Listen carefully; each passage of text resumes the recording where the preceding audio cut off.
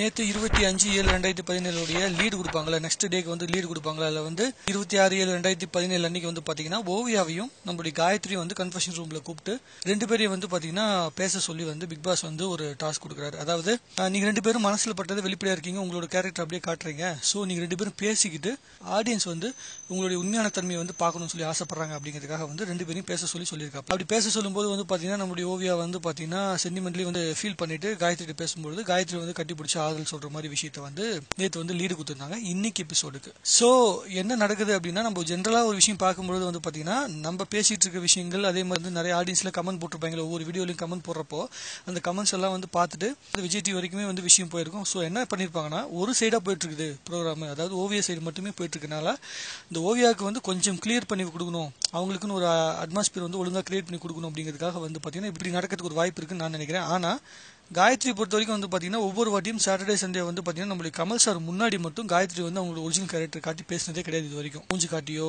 அதே மாதிரி டென்ஷன் ஆகியோ அது மாதிரி எதுவுமே பேசினது கிடையாது. ஸோ பிக் பாஸே கூப்பிட்டு பேசியிருக்காரு அப்படிங்கிறப்ப என்ன யோசிப்பாங்க அப்படின்னா, அந்த இடத்துல நம்மளோட பேரை கெடுத்துக்கூடாது அப்படின்னு கூட யோசிச்சுட்டு அந்த நேரத்தில் மட்டும் பேசிட்டு பின்னாடி போய் மறுபடியும் புறம் பேசுறதுக்கு உண்டான வாய்ப்பு அதிகம். அல்லது இதை புரிஞ்சுக்கிட்டு ஓவியா சைடு நின்று அதுக்கப்புறமேட்டு ஜூலி பந்தாடுறாங்களா அப்படிங்கிற விஷயம் தான் நமக்கு தெரியல. ஸோ இது வந்து ரெண்டு விதமாக யோசிக்கலாம். ஒருவேளை காயத்ரியும் ஓவியாவும் ஒன்னா சேர்ந்துட்டு அதுக்கப்புறமேட்டு வந்து ஒழுங்கான ஒரு பாதையில் போயிட்டு இருந்தாங்கன்னா கடைசி வரைக்கும் ஓவியா கூட காயத்ரி இருப்பதுக்குண்டான வாய்ப்பு அதிகம். ஓவியாவுக்கு மட்டும் கொஞ்சம் அட்ஜஸ்ட் பண்ணி போறாங்க. ஆனாலும் மக்கள் வந்து பாத்தீங்கன்னா காயத்ரி கேரக்டர் நம்பி மறுபடியும் ஓட்டு போடுவாங்களா அப்படிங்கிற விஷயம் எனக்கு தெரியல. ஆனா ஒருவேளை வந்து காயத்ரி வந்து ஒழுங்கா மாறி ஓவியா கூட ஒழுங்கா இருந்து மக்கள் சப்போர்ட் பண்ணதுக்கு அப்புறமும் சரி, நம்மளுடைய ஸ்நேகன் சார் வந்து சும்மா இருப்பாரா தெரியாது, சக்தி சும்மா இருப்பாரா தெரியாது. ஏன்னா இவங்க ரெண்டு பேரும் சேர்ந்தது அவங்க ரெண்டு பேரும் ஒத்துக்கவே முடியாது. இதையும் மீறி ஒருத்தங்க இருக்காங்க நம்மளுடைய ஜூலி, அவங்களால சுத்தமா ஒத்துக்கவே முடியாது. சோ காயத்ரி ஓவியாவும் சேர்ந்துட்டு அதுக்கு மிகப்பெரிய பாதிப்புக்குள்ளாக போறது ஸ்நேகனும் சக்தியும் நம்மளுடைய ஜூலியும் தான். எனக்கு என்ன தோணுது அப்படின்னா, இவங்க ரெண்டு பேரும் சேர்ந்துட்டாங்கன்னா கொஞ்சம் நல்லா இருக்கும் அப்படின்னு சொல்லி தோணுது. ஆனா எனக்கு வந்து காயத்ரி மேலே மிகப்பெரிய அளவுக்கு நம்பிக்கை கிடையாது. ஏன்னா அவங்க வந்து பார்த்தீங்கன்னா சுப்பீரியாரிட்டி காம்ப்ளெக்ஸில் இருக்கிறவங்க, ஓவியா வந்து பார்த்தீங்கன்னா காம்ப்ளெக்ஸே இல்லாதவங்க. ரெண்டு பாயிண்ட் ஆஃப் வியூ இருக்கு. ஏன் உடஞ்சு போயிடுறா ஓவியா அப்படின்னா, அந்த பாசத்துக்காக ஏங்கி இருக்க பொண்ணுகிட்ட வந்து பார்த்தீங்கன்னா யாருமே பேசாமல் இருக்காங்க அப்படிங்கிறப்போ, இவ்வளோ மெச்சூர்டான ஒரு அக்கா ஆன்டி அவங்க வந்து பேசாமல் இருக்காங்க அப்படிங்கிறப்போ வந்து பார்த்தீங்கன்னா கண்டிப்பாக வந்து யாராக இருந்தாலும் ஒரு ஃபீல் பண்ணுவாங்க. ஏன்னா குடும்பத்தில் வந்து வயசில் மூத்தவங்க வந்து பேசாமல் இருக்காங்க அப்படின்னா எல்லாத்துக்குமே வந்து ஒரு ஃபீலிங்ஸ் இருக்கும். அந்த ஃபீலிங்ஸ் தான் பார்த்தீங்கன்னா வந்து ஓவியா வந்து ஃபீல் பண்ண வைக்கிறது. அந்த ஃபீலிங்ஸ் கூட எல்லாருமே விளையாண்டு கடைசியில் வந்து அவ்வளோ தைரியமாக இருந்த பொண்ணை, ஜாலியாக இருந்த பொண்ணை வந்து பார்த்தீங்கன்னா டெய்லி உட்காந்து அழ வச்சிடறாங்க. ஏதோ ஒரு காரணத்தை வச்சு அழ வச்சிடறாங்க. எல்லாருமே வந்து பார்த்தீங்கன்னா சென்டிமெண்ட்ல வந்து வீக் தான், எல்லாருமே வந்து எமோஷனல் இடியட்ஸ் தான். அந்த எமோஷனல் இடியட்டை யூஸ் பண்ணி தான் எல்லாருமே ப்ளே பண்ணிட்டு இருக்காங்க. ஜூலி அதை ஒன்றை வச்சு தான் ப்ளே பண்ணிட்டு இருக்கா. என்ன அவளுக்கு ப்ளே பண்ணவும் தெரியல, ஒழுங்கா பேசவும் தெரியல.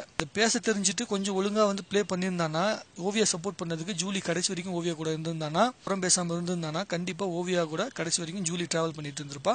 அவங்க ரெண்டு பேத்துக்குள்ள மட்டும் தான் கிளைமேக்ஸ்ல போட்டி நடக்கிற மாதிரி இருந்திருக்கும். கடைசி டைம்ல ஜூலிக்கும் ஓவியாக்கு மட்டும் தான் போட்டி இருக்கிற மாதிரி இருந்திருக்கும். ஆனா இப்ப இருக்க நிலைமையில ஜூலி நாமினேட் ஆனாலும் சரி, காயத்ரி நாமினேட் ஆனாலும் சரி, ரைசா நாமினேட் ஆனாலும் சரி, ஸ்நேகனே நாமினேட் ஆனாலும் சரி, சக்தி நாமினேட் ஆனாலும் சரி, யாரு நாமினேட் ஆனாலும் சரி, யாரோ ஒருத்தவங்க கண்டிப்பா போயிடுவாங்க. இந்த 5 பேருக்குள்ள மட்டும்தான் வெளியே போறதுக்கு உண்டான போட்டி அதிகம். ஓவியாவை வெளியே அனுப்ப முடியாதுங்கிறது தெரிஞ்சிருச்சு. அதனால காயத்ரி கொஞ்சம் சைலண்டா போய் தான் ஆகணும். அதே மாதிரி ஓவியா கிட்ட ஜூலி வராத வரைக்கும், காயத்ரி ஓவியா வந்து சேர்ந்துட்டாங்கன்னா ஜூலி குறுக்க வராத வரைக்கும் ஓவியாக்கு எந்த ப்ராப்ளமும் கிடையாது.